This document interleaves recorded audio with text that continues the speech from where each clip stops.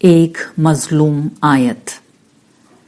قرآن مجید میں شریعت کے کم و بیش تمام احکام قرآن مجید کی ابتدائی صورتوں یعنی سورۃ البقرہ سے سورہ مائدہ تک میں دیے گئے ہیں۔ سورہ مائدہ کے اختتام پر ایک آیت ہے جو پوری شریعت اور دین کے بارے میں ایک اصولی ہدایت دیتی ہے، مگر بدقسمتی سے آج کے دور میں اس آیت کو وہ اہمیت نہیں دی جاتی جس کی وہ مستحق ہے۔ سورہ مائدہ کی آیت نمبر 105 کا ترجمہ یہ ہے: اے ایمان والو، تم اپنی فکر رکھو، اگر تم ہدایت پر ہو تو کسی دوسرے کی گمراہی تمہارا کچھ نہیں بگاڑے گی۔ تم سب کو اللہ ہی کی طرف پلٹنا ہے، پھر وہ تم کو بتا دے گا جو کچھ تم کرتے رہے ہو۔ یہ آیت اہل ایمان کو ایک انتہائی مثبت انداز فکر دیتی ہے۔ یہ انسان کی توجہ خارج کی اس دنیا سے ہٹا دیتی ہے جس میں بہت زیادہ کوشش کر کے بہت تھوڑی تبدیلی لانا بھی آسان نہیں۔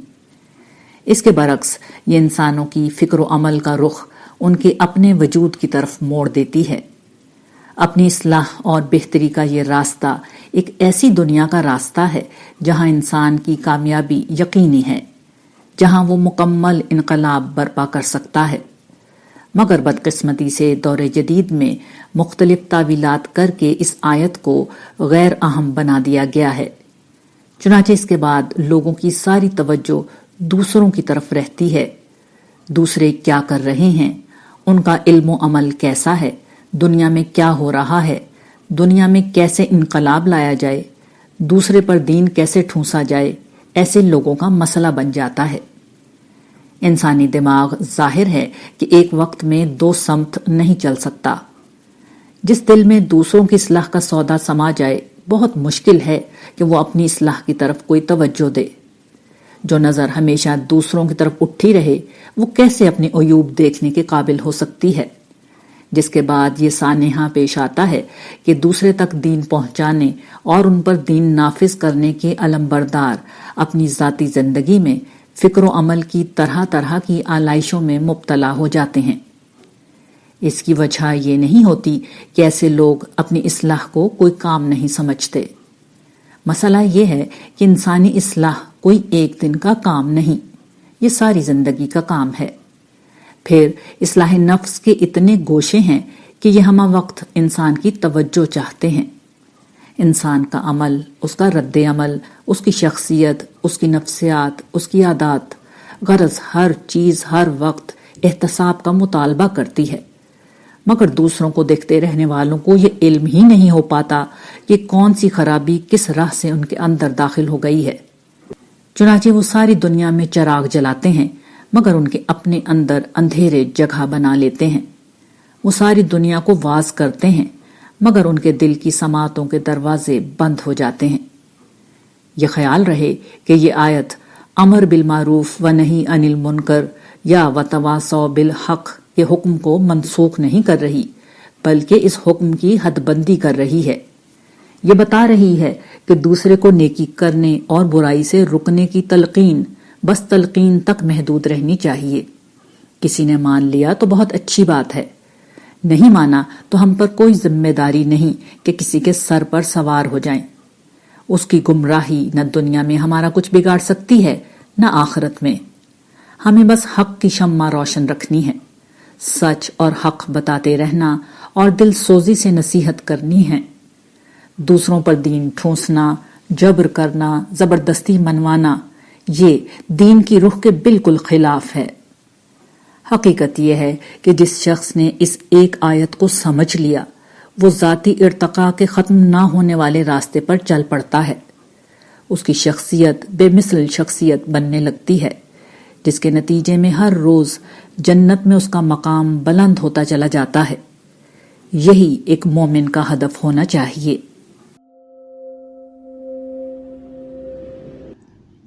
اللہ کیسے پاک ہے۔ قرآن مجید میں جگہ جگہ یہ بات بیان ہوئی ہے کہ آسمان و زمین کی ہر چیز اللہ کی تسبیح یا پاکی بیان کرتی ہے۔ رسول اللہ صلی اللہ علیہ وآلہ وسلم اور اہل ایمان کو کئی مقامات پر اللہ کی پاکی بیان کرنے کا حکم ہوا ہے۔ دین کی سب سے اہم اور بنیادی عبادت نماز کو بھی متعدد مقامات پر تسبیح سے تعبیر کیا گیا ہے۔ اس پس منظر میں یہ ضروری ہے کہ تسبیح یا اللہ کی پاکی بیان کرنے کے مفہوم کو سمجھا جائے، تاکہ اس کائناتی ذکر کو جب ہم زبان سے نکالیں تو دل کی ساری کیفیات ہمارے ساتھ ہوں۔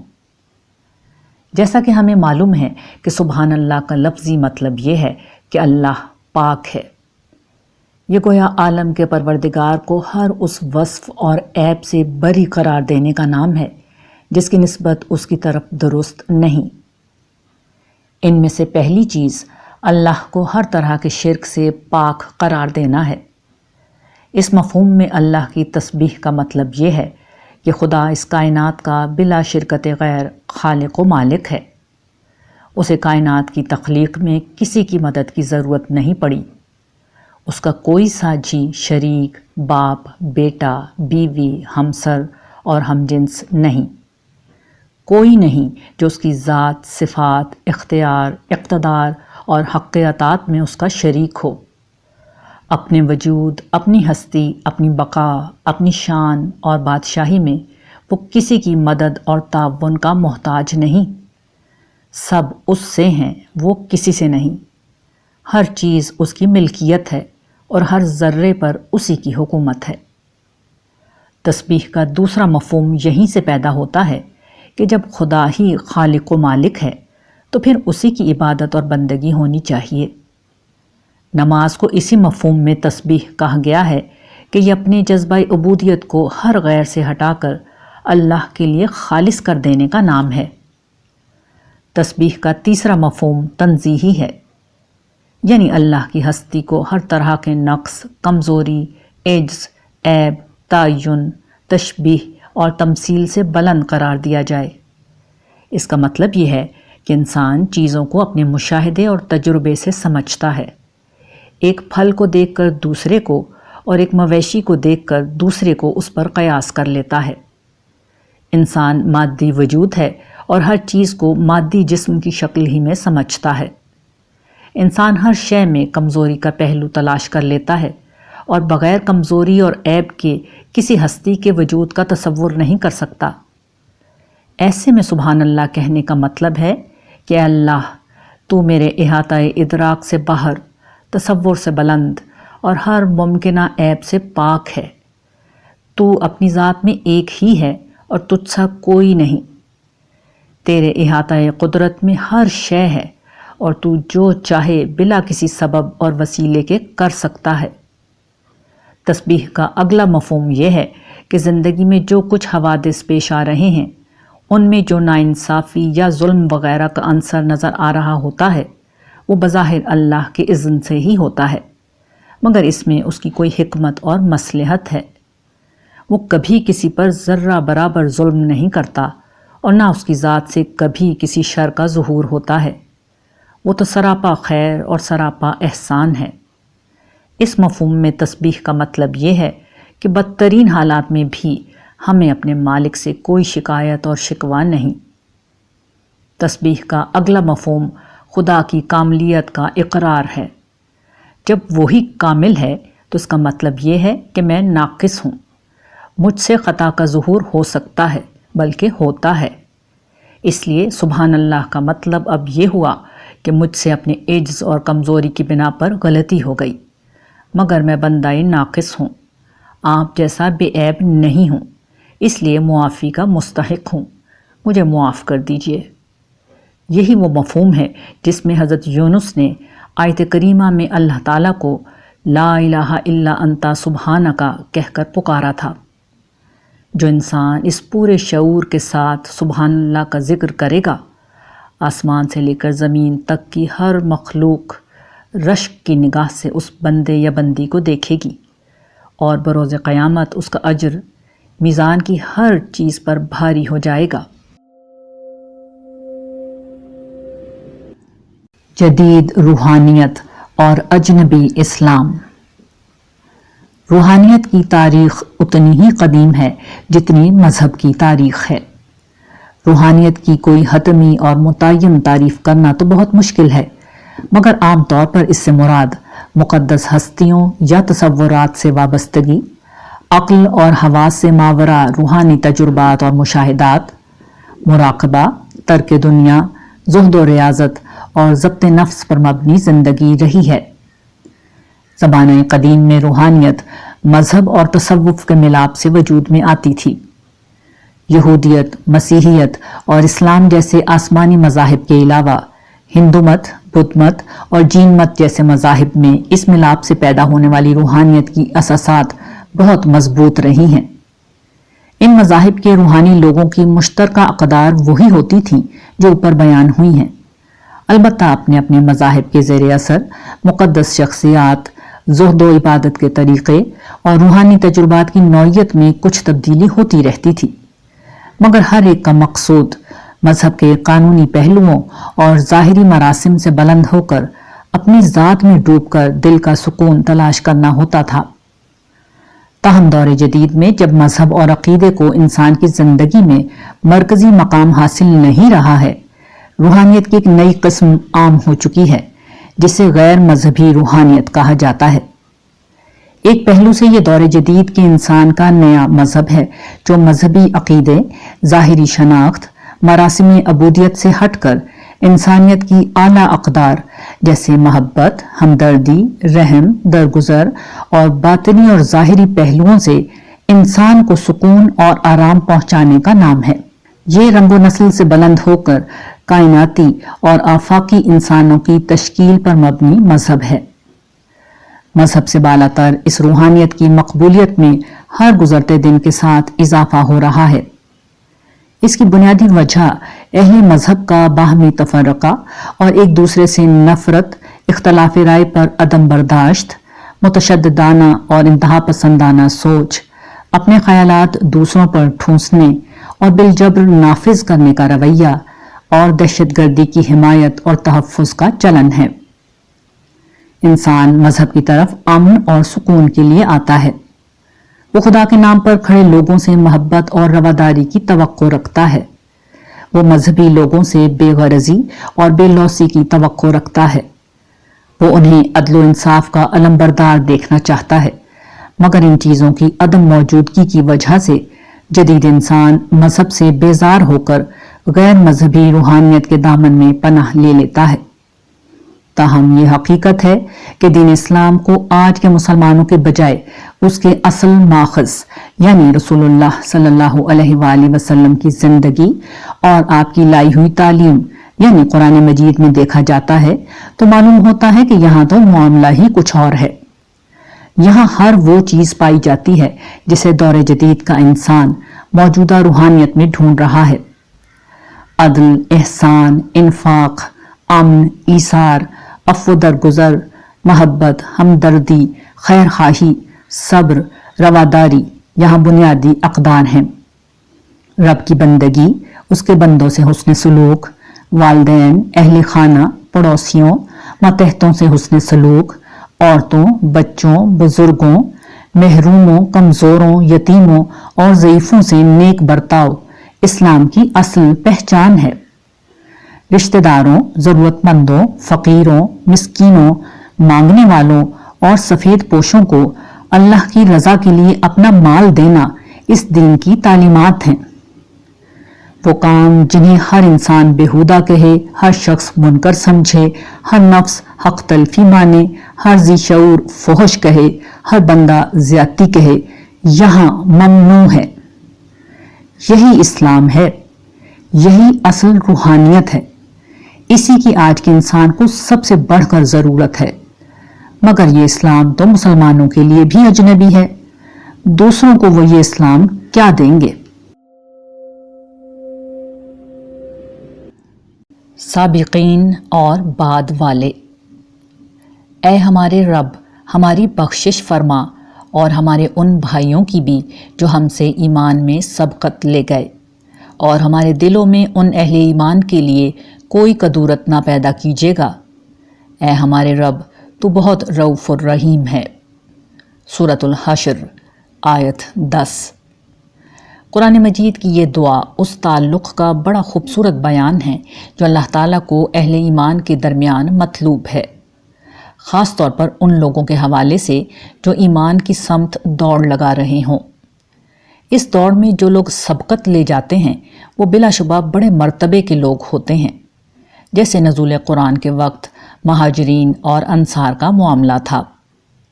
ابتدا ہی سے کسی خیر کی طرف متوجہ ہو جانا بڑے مرتبے کی بات ہوتی ہے۔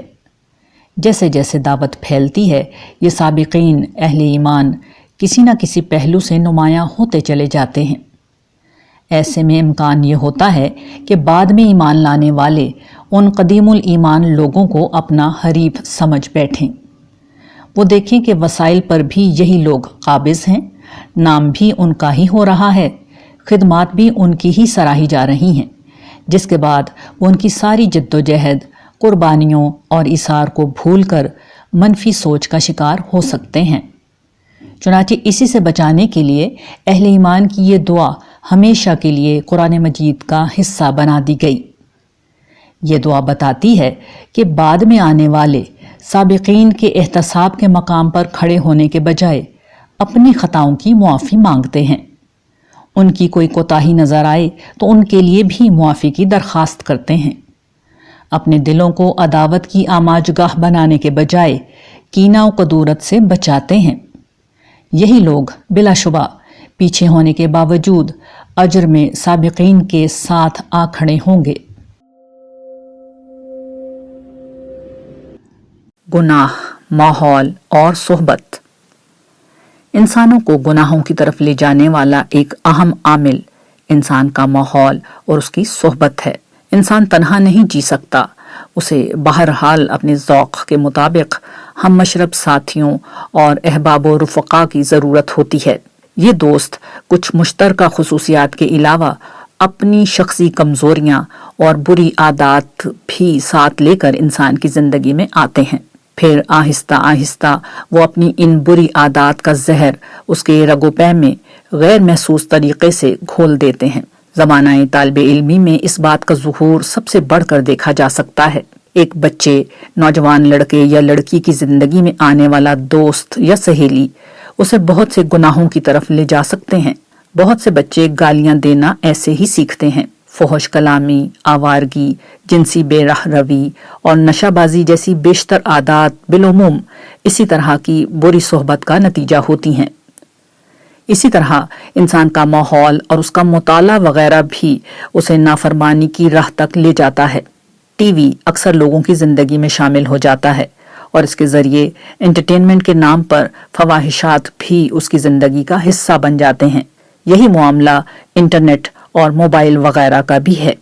بندہ مومن کا کام یہ ہے کہ جب وہ توبہ کی راہ پر قدم رکھے تو اس بات کا جائزہ لے لے کہ اس کے دوستوں کا حلقہ کس قسم کا ہے۔ اس کے لیے لازمی ہے کہ اگر اس کا ماحول برا ہے تو وہ لازماً اسے بدلے، وہ اپنے دوستوں کو بھی اپنے ساتھ لانے کی کوشش کرے۔ اگر وہ نہ آئیں تو پھر انہیں چھوڑ دے۔ وہ ایسا نہیں کرے گا تو یہ غلط ماحول اور بری صحبت اسے دوبارہ بدی کی طرف کھینچ لے جائیں گے۔ یہی بات قرآن مجید کی سورہ توبہ میں کچھ اہل ایمان کی توبہ قبول کرنے کے بعد بطور نصیحت اس طرح کہی گئی ہے کہ صادقین کے ساتھ رہا کرو۔ سورہ توبہ یعنی ان لوگوں کے ساتھ جو اپنے عمل سے اپنے ایمان کی تصدیق کرتے ہیں۔ یہ اصلاح کا بہترین نسخہ ہے جو خود پروردگار عالم کا تجویز کردہ ہے۔ اسباب اور الحاد۔ خدا کی دنیا اٹل قوانین پر چل رہی ہے، ہمیشہ سے چلتی رہی ہے، مگر پچھلے زمانے میں لوگ اسے دیوتاؤں اور بزرگوں کی کرشمہ سازی قرار دیتے رہے تھے۔ کوئی بارش کا دیوتا تھا تو کوئی روزی کا، کسی بزرگ کے ہاں سے اولاد ملتی تھی تو کوئی زندگی و موت کا مالک تھا، کسی کا فیض رزق بڑھاتا تھا تو کسی کی مدد ہر مشکل سے انسان کو نکال دیتی تھی۔ جدید سائنس نے آ کر ان سارے توہمات کا خاتمہ کر دیا۔ دنیا جن اصول و قوانین پر چل رہی ہے ان میں سے بیشتر معلوم ہو چکے ہیں۔ جتنا زیادہ سائنسی علم ترقی کر رہا ہے اتنا ہی انسان دنیا کے اسباب و قوانین کو سمجھ کر ان کو اپنے فائدے میں استعمال کر رہا ہے۔ اس کی ایک بڑی مثال میڈیکل سائنس کی ترقی ہے، جس نے نہ جانے کتنی لا علاج بیماریوں کا خاتمہ کر کے انسانی زندگی کو سکون اور آسانی سے بھر دیا ہے۔ مگر اس صورتحال کا ایک دوسرا نتیجہ بھی نکلا ہے۔ آج لوگ اسباب ہی کو سب کچھ سمجھ بیٹھے ہیں، جس طرح قدیم انسان مخلوق کو سب کچھ سمجھ بیٹھے تھے۔ جدید انسان مخلوق کی ایک دوسری قسم یعنی اسباب کو سب کچھ سمجھ بیٹھے ہیں۔ وہ یہ نہیں سمجھتے کہ اسباب ہمیشہ فیض بخش نہیں ہوتے۔ تباہی بھی اسباب کے ہاتھوں آتی ہے، مگر حیرت انگیز طور پر سارے اسباب مل کر اس دنیا میں زندگی کا فیض جاری کر رہے ہیں۔ سورج حرارت دیتا ہے، مگر وہ کون ہے جس نے اسے زمین سے اتنا دور کر رکھا ہے کہ اس کی آگ زندگی بنی ہوئی ہے، موت نہیں۔ ہوا سانس لینے کا ذریعہ ہے، مگر کون ہے جو اس میں صرف اتنی آکسیجن رکھے ہوئے ہے جو زندگی بخش ہے؟ یہ ہستی خدا کی ہستی ہے، وہ اسباب کا خالق ہے، اسی کا فیض ہے کہ اسباب نفع بخش ہیں۔ یہی خدا کے ہونے کا سب سے بڑا ثبوت ہے۔ دعا اور حکمت عملی۔ اللہ تعالیٰ ہماری بعض دعائیں قبول کیوں نہیں کرتا؟ یہ وہ سوال ہے جو اکثر عام لوگوں کے ذہنوں میں پیدا ہو جاتا ہے۔ یہ بات اس لیے بھی زیادہ اہم ہے کہ قرآن مجید میں اللہ تعالیٰ صاف فرماتے ہیں، تمہارے رب کا فرمان کہ مجھ کو پکارو، میں تمہاری درخواست قبول کروں گا۔ سورہ مومن آیت 60۔ قرآن مجید کی اس آیت کو اس حوالے سے بیان کردہ بعض دیگر بیانات سے ملا کر دیکھا جائے تو معلوم ہوتا ہے کہ اللہ تعالیٰ کوئی دعا رد نہیں کرتے، لیکن اس دنیا میں ان کی عطا کا انحصار ان کے علم اور مشیت پر ہے۔ سورۃ الشورى آیات 49 اور 50۔ اللہ تعالیٰ کی مشیت ان کے علم کے تابع ہے، چنانچہ جب وہ یہ جان لیتے ہیں کہ جو چیز مانگی جا رہی ہے وہ کسی بھی شر کا سبب ہو سکتی ہے تو بندے کو وہ چیز نہیں دیتے، بلکہ اس سے کوئی بہتر چیز عطا کرتے ہیں۔ تاہم اس حوالے سے ایک دوسری چیز ہے جس کا تعلق قانون قدرت سے ہوتا ہے۔ سیب کا پھل پانے کے لیے سیب کا درخت لگانا ہوگا۔ آم کا درخت لگا کر سیب کی دعا مانگنے سے کبھی سیب نہیں ملے گا۔ تاہم بہت سے انسان اس حقیقت کو نہیں سمجھتے۔ وہ چاہتے ہیں کہ ان کے حصے کا کام بھی اللہ تعالیٰ کریں، یعنی انسان تو کوئی اسباب نہ کرے لیکن اللہ تعالیٰ اسباب سے بلند ہو کر ان کی دعا قبول کریں۔ یہ اللہ تعالیٰ کا امتحان لینے کے مترادف ہے اور یہ رویہ درست نہیں۔ اس لیے امتحان میں کامیابی کے لیے محنت کرنا ہوگی۔ ملازمت چاہیے تو اہلیت پیدا کرنا ہوگی۔ رشتہ چاہیے تو لڑکے اور لڑکی کو تمام مروجہ ضروری اسباب مہیا کرنا ہوں گے۔ ان سب کے ساتھ بھرپور کوشش اور حکمت عملی اختیار کرنا ہوگی۔ ان چیزوں کو اختیار کیے بغیر اللہ کو الزام دینا اللہ کا امتحان لینے کے مترادف ہے۔